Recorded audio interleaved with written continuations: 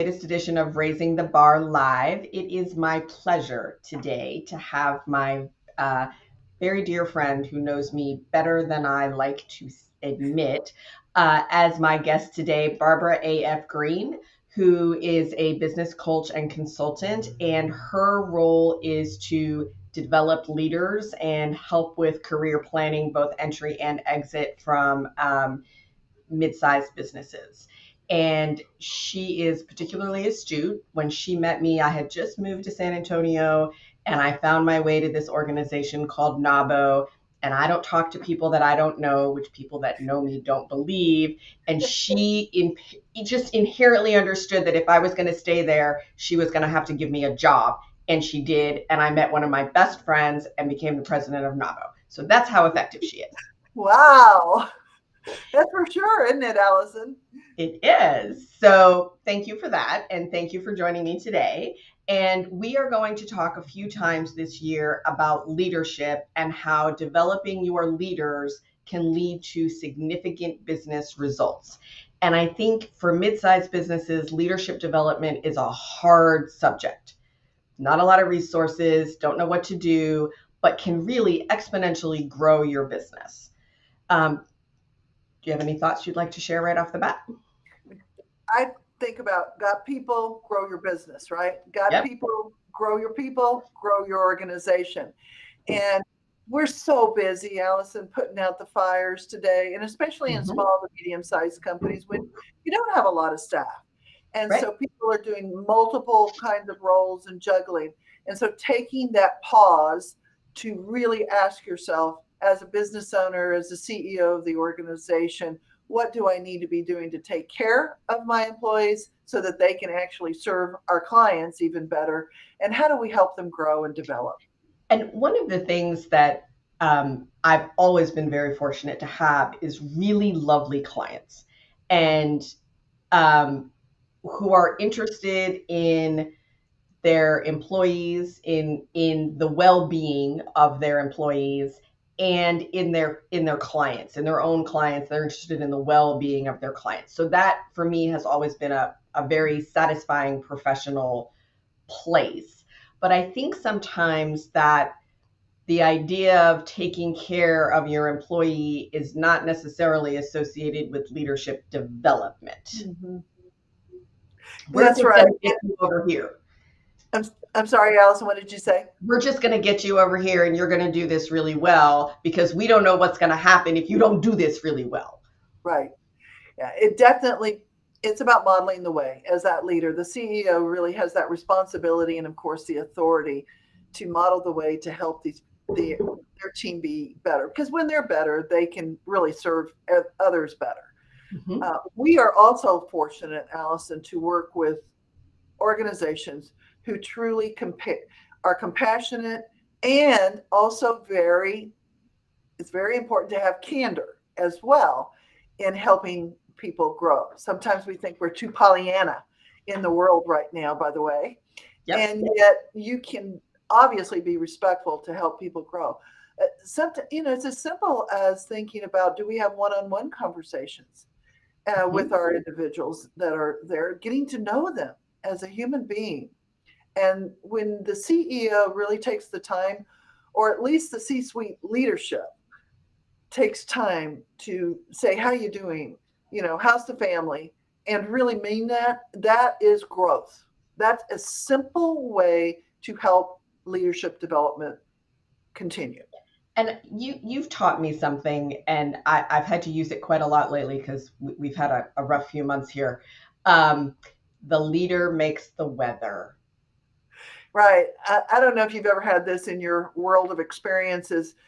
Some leaders come in so quiet that you don't really know what they're thinking. So you don't know really what to expect. And so you start doing things, and then all of a sudden they act like they're a tornado coming in.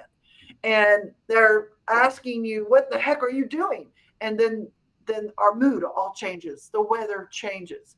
Or if you have the lightning bolt strike at 4 o'clock in the afternoon where you're getting ready to pack up, but it hadn't struck at all during the day. Or you are so calm and cool and collected that you really the people around you are having a hard time reading what is really going on and what you do need going forward. How do So, you how do you negotiate that with the need for, particularly with mid-sized businesses where cash flow can sometimes be a little bit erratic, and that really is the responsibility of the owner and the leadership team, and right, is not necessarily the responsibility of the entire organization to know that. And right. so you're And so reading the weather, but you may be very stressed. You can't stress out everybody else.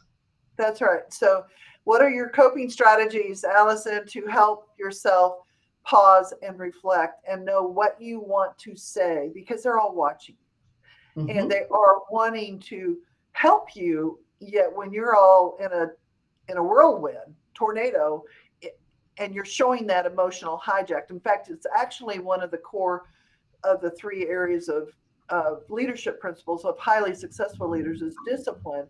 And it's about how do you self-regulate yourself in these storms that can Hmm.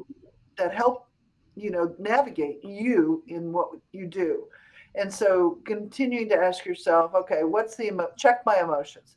Don't let your emotions hijack you to hurt your business. Truly. And I think it's very easy to let that happen.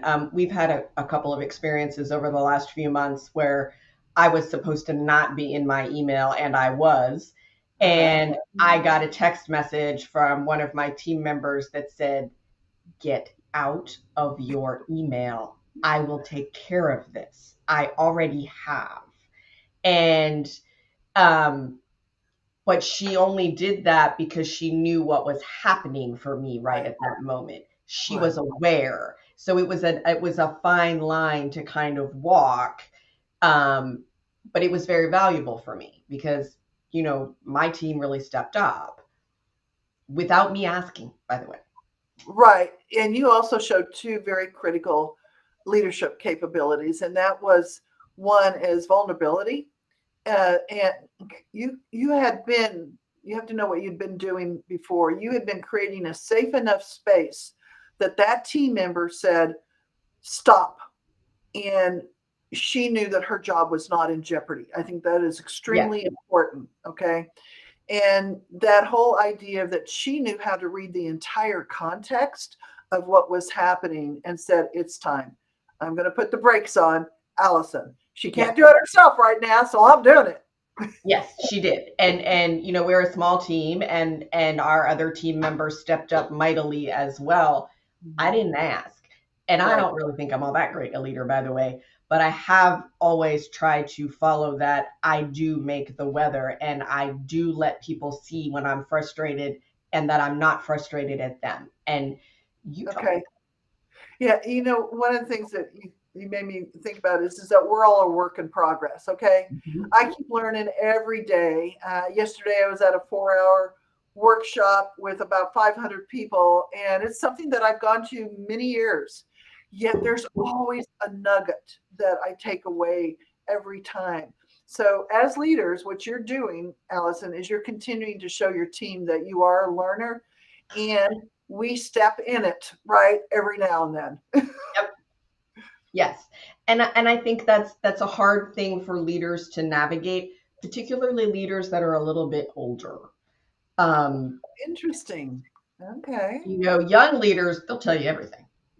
Good, bad, more or less, but everything. But I noticed that older leaders in more conservative fields tend to be more reticent and um, not as communicative. And you have argued mightily and very effectively in front of many people and with many clients I know about how more transparency is better. And I think that goes back to what I believe you believe are the three characteristics of leadership, the three most important things, right? Courage, humility, discipline. And over time, we've seen the research say that we're noticing that those three areas are common in highly successful people. It doesn't mean that highly successful people still can't grow, though. Okay. Right. And so that truly is important. The other thing I want to use that word transparency. Some people think you tell them every deepest, darkest secrets. And Allison, you and I don't tell each other all of our deepest, darkest secrets. Mm-mm. It's the idea of TMI, right? We have to be also conscientious about too much information.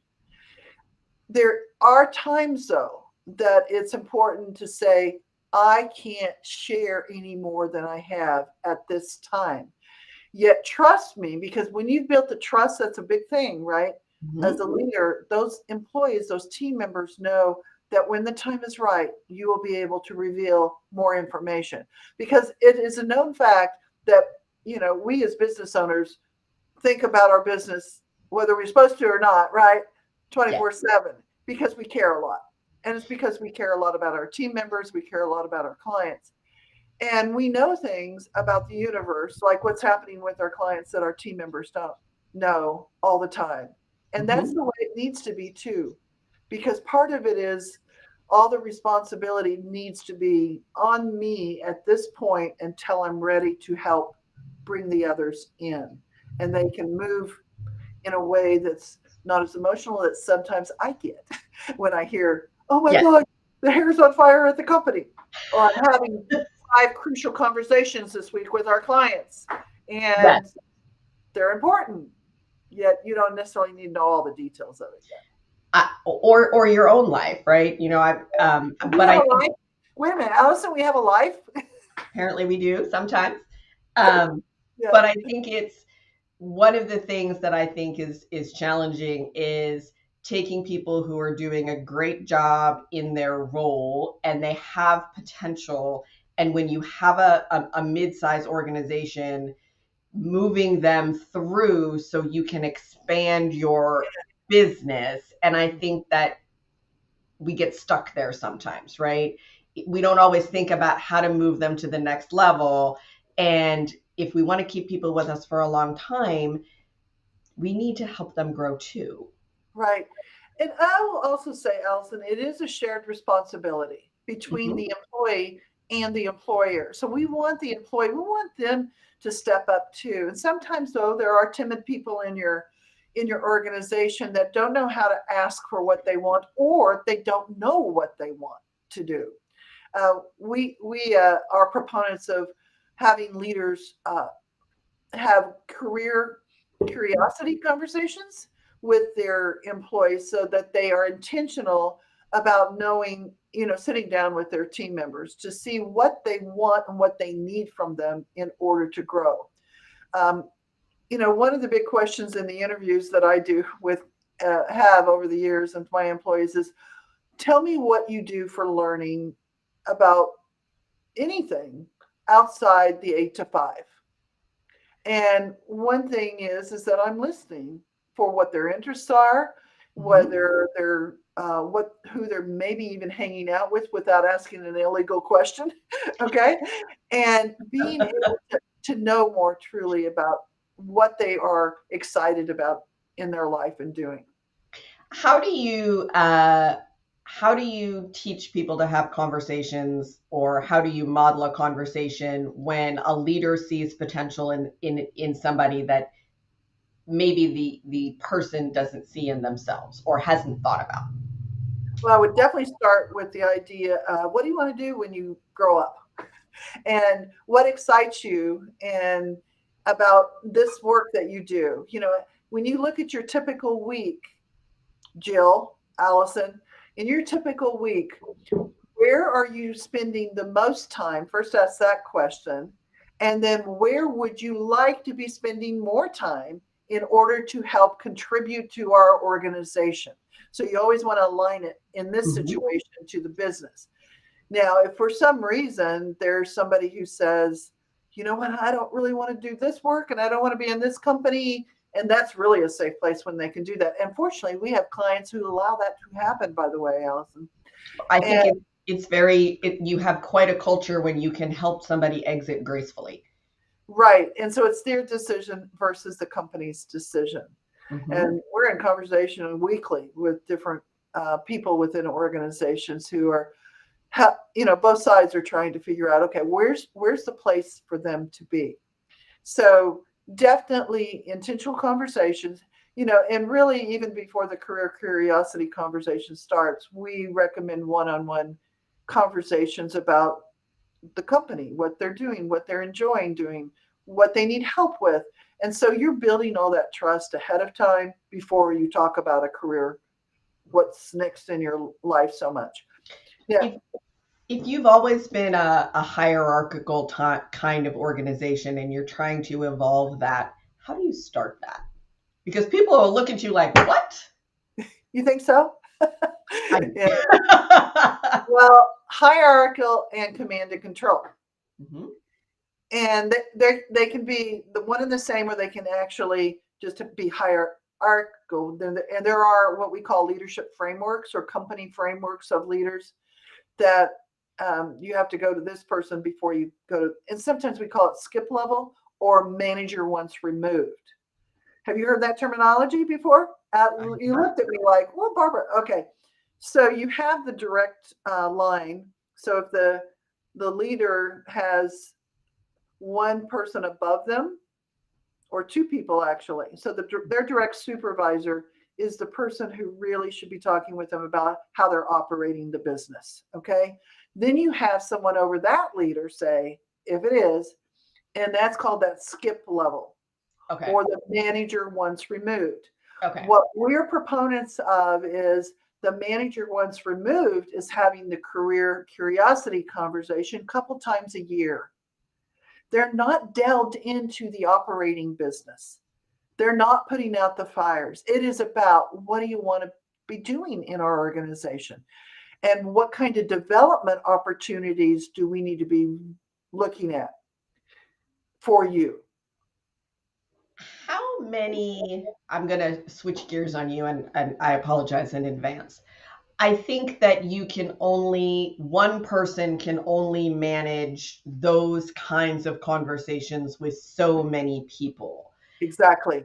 So, how many direct reports should somebody have? And is that a good metric for leadership development? Okay, you have too many direct reports. Where do we help you get another leader to do we move you up? Do we split out horizontal? You know, How it's a superb question to ask. Budgets play into this, business cases, vision, and most of the people I talk with say they don't have enough resources. Okay, of course. so taking a look at each organization individually, 3 or 4 direct reports, because you have to think about all the development you do with those 3 to 4. Then Mhm. it's going to fan out to how many people are directly reporting to them. Quite honestly, Allison, sometimes that's not even possible. They might have 10, but it's way too many. Yeah. Way too many. You can't really function that way. You've got to split it up. And and so you've got to be able to pay attention to these, because remember this, one of the roles of the leader is to develop others, not to be the operations day-to-day person. So one of the things that we help people do is to graduate from that manager role to the leader role to the executive role as you go forward. And I See. think the skills are very different and in some cases opposite, which can be really challenging. Yes, they can be. So you take an engineer for an example. We happen to work with a lot of engineers and scientists and technology individuals. They know their tech backwards and forwards. They are the go-to people. Yet, in order for them to move into other ways to contribute, they need to consider or want to consider, or the company is saying, "Hey, you're doing such a great job. Let's move you to leadership." That they get kind of like, "Oh my gosh, I kind of deal with all these people." However, with some really good mentorship, sponsorship, coaching, and the willingness, they have to be willing to Yeah. try, right? Some organizations will do 2 different tracks, though, because they know that, in particular, the innovators of the world may not be very good at managing people. And by gosh, don't let them go to a competitor. We want their brains. We want their knowledge. Now, they will need to know how to communicate and build relationships with their clients. And their clients may be internal or external. So you still have to have those number one people skills and relationship skills, which I'm going to go back to the whole idea of emotional intelligence.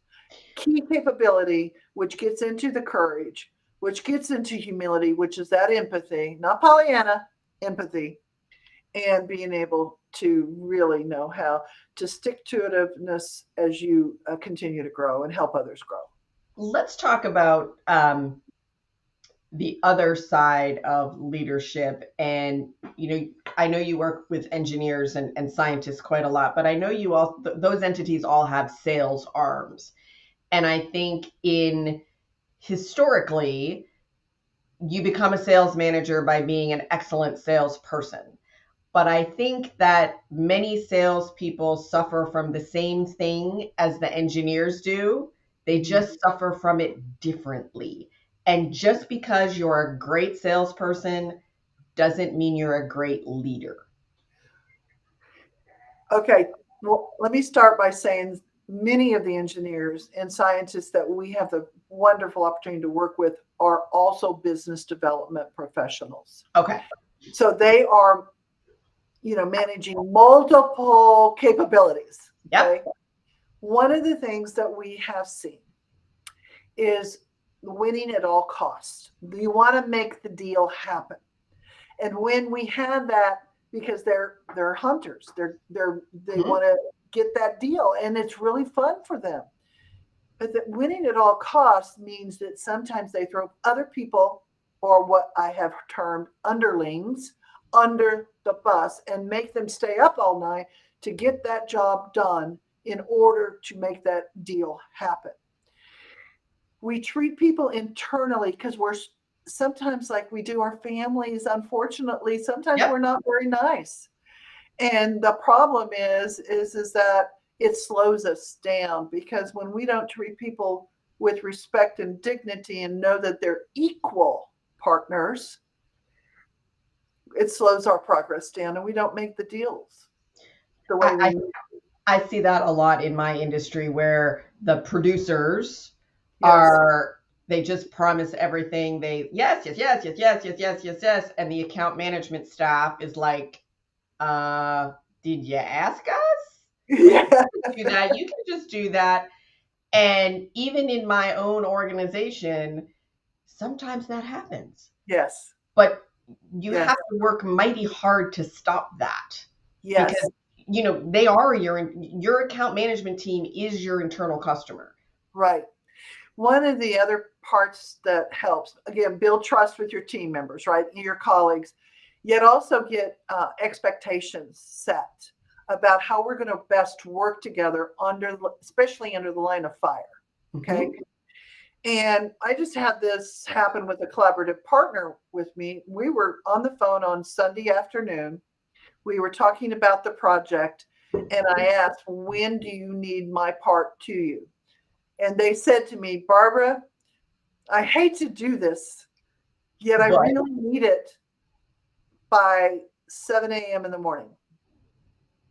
And I said, because I also had a feeling this was going to happen, I said, no problem. What I didn't say was, do you know how many other projects I also have due by 7 a.m.? No, we no. didn't do that, because when I can make that person's life easier, I will do it whatever I can, because guess what? They have done it for me over and over, and over 20 years lifetime. So Yeah. the trust aspect. So we need to have leaders, no matter what role you're in, is really stop and pause to think about how you've built the relationships with your team members and colleagues, and then what's the best way to work together. One of the other parts that comes to my mind, Allison, that we help leaders do very early on when we're providing coaching, and I have a whole team, I that do. provides executive coaching, is a leadership credo and operating style document. And it may change over the years. The idea, though, is that the better the leader knows what themselves and how they're going to operate, then they can actually, it is a document that they actually will pass out to their team members, especially when they're new. And as we go along in staff meetings, it's reminded. And now we have whole teams of leaders creating their leadership credo and operating style, because it does say, this is what I expect, this is what I appreciate, this is what I don't appreciate. Will I call you? I mean, at this conference yesterday, it was really interesting. They said, leaders, this is a whole panel, don't email people in the middle of the night when you're thinking. Don't do that to them. So, what I do, I've learned is that there is an option that I can delay when that email goes out. I do it all the time. And I have to get it out of my head, though. I Mhm. just have to get it. Get it But out of then, your head, but you don't have to put it in somebody else's head at 9 o'clock at night. right. Now, there are a couple people who work like I do. And I've got a couple of collaborators who are, we're working at 10 o'clock at night sometimes on a project, and we'll both say, good night, done, Right. and again. I want to go back to that leadership credo. And we don't necessarily have a leadership credo, but we have some core values. And when I was asked to write those, I was like, are you kidding me? And it took me a while, but we distilled those down. And we also have decision making guidelines. And I love that that. means that here are your decision making guidelines. As long as you make a decision using these guidelines, then we're good. And you don't need to come to me. Now, if it's outside this scope or there's something weird, of course, right? But it helps everybody be comfortable with what the expectation is. And as we progress in this business, we encounter people, when we talk with employers or whatever, that's normal kind of stuff, right? But when we talk to employees and there's something going on, we're not encountering people at a good time in their lives, right? They've had a bad diagnosis, a family member has had an unfortunate diagnosis, somebody's had an accident, maybe somebody has died, which is dreadful. Yeah. They're not at their best, right? Yeah. And Right. we don't tolerate staff abuse, but we extend a lot of grace and kindness in that situation, right? Because you're not getting somebody in a normal circumstance, right?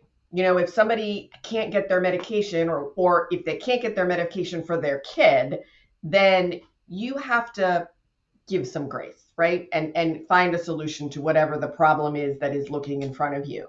But as we've progressed in this business, I give kindness and grace to my team. I expect it from my team. I expect it from my vendor partners.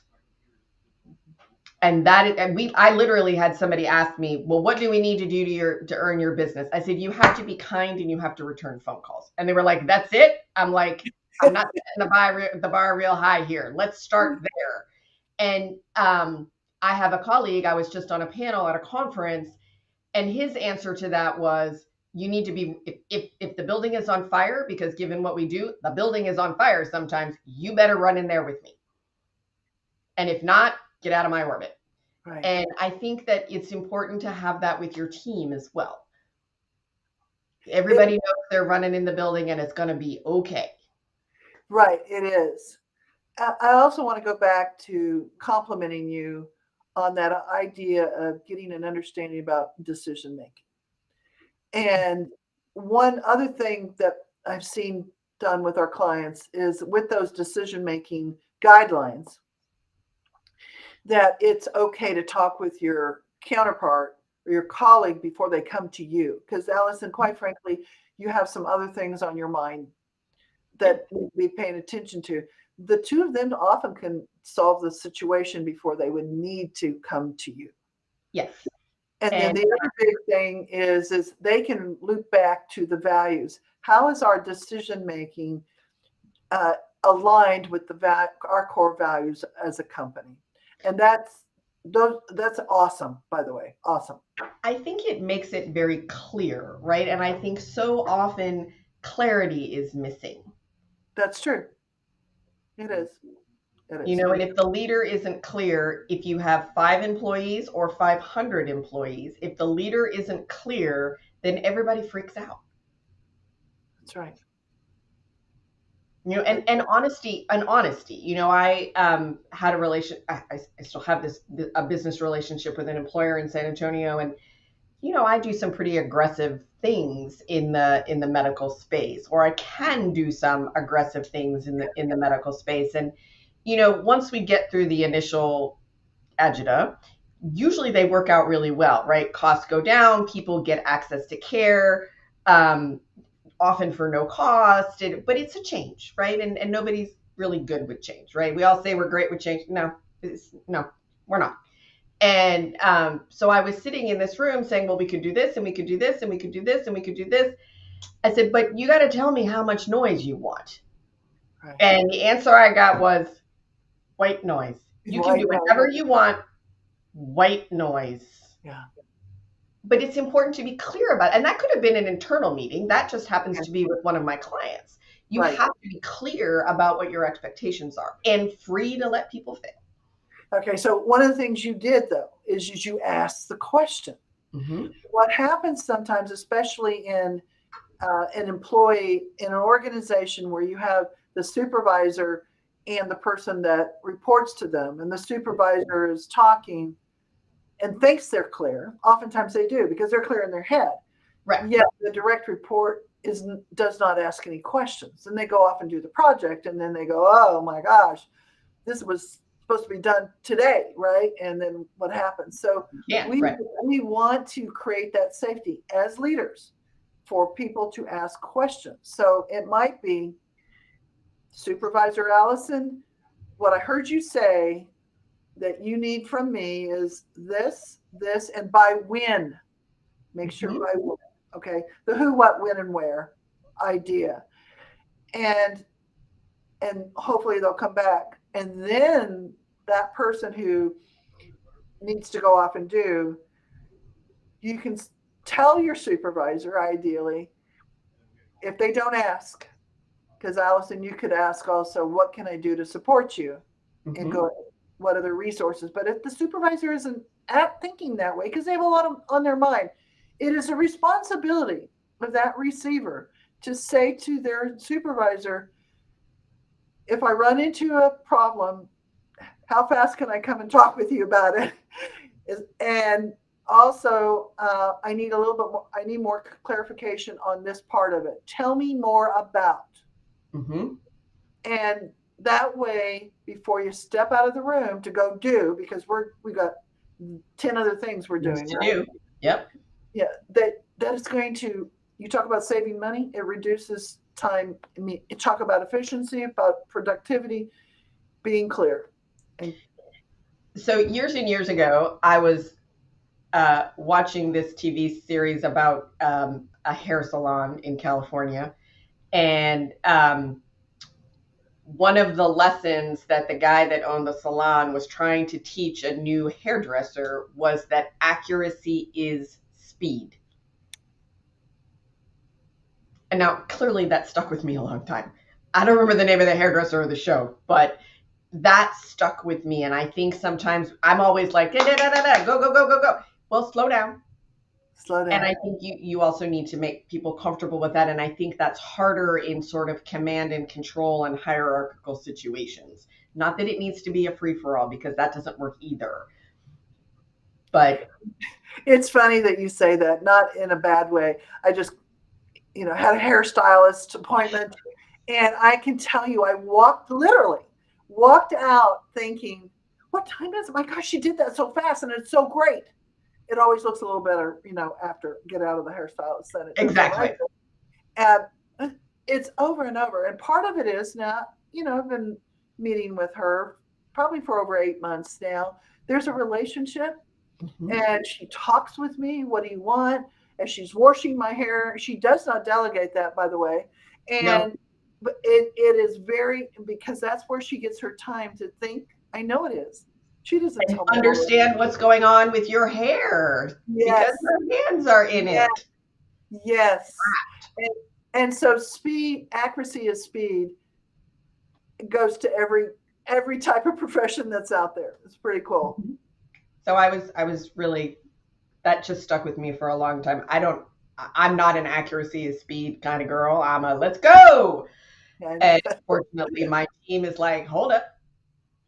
Um, yeah, but I want to talk about how that and we'll probably need to talk mostly about this on our next session, but how developing your team and letting go and stepping to the next Wow. drives growth because everybody's pursuing growth, right? Right. Well, what it does is it allows you, the business owner, the CEO, the executive, to work on the business instead of in the In business, and allows you the thinking time, the reflective time, the strategy work that really does need different muscles than you have, and the type of collaborations that at that level needs to be worked on. yeah. That's what I would share with you.